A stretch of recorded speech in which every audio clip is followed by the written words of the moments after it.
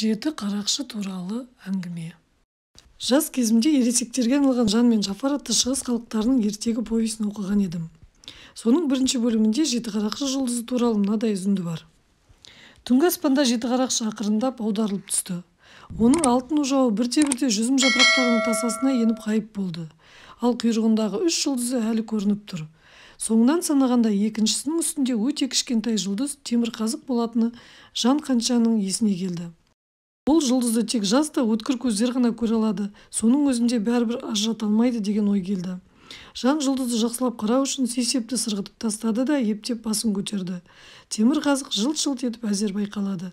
Бұдан 30 жыл өткеннен кейін оны ажыратып көре алмайтынын ойлады. 30 жыл деген көп қой, мүмкін оған жете алмай өліп қаларсың, ал кемпір болған соң өмір сүру керек пе? Ол орнына қайта жатты.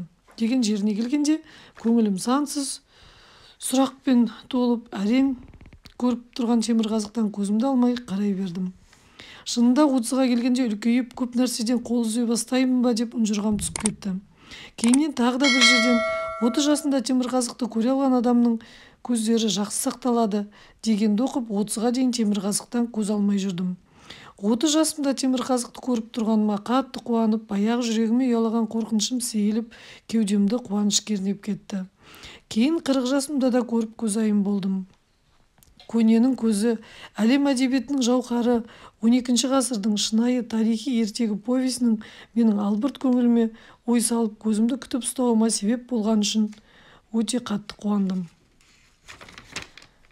Адам мен заман өзгерсе де, өмірдің заңдылықтары мен құндылықтарының, қоршаған табиғаты мен мәңгілік махаббатының өзгермейтінінің куәсі болдым. Мәңгілік махаббат, мәңгі жыр деп тағы да бір мезет куә болғыларыңыз келсе, ежелгі шығыстың әлем әдебиетінің жауһары, шынайы тарихи ертегі повесть Жафар мен Жанның ғашықтық хикаясын тыңдауға шақырамын. Ересектер ертегісінің бірінші бөлімі төменгі ссылкада.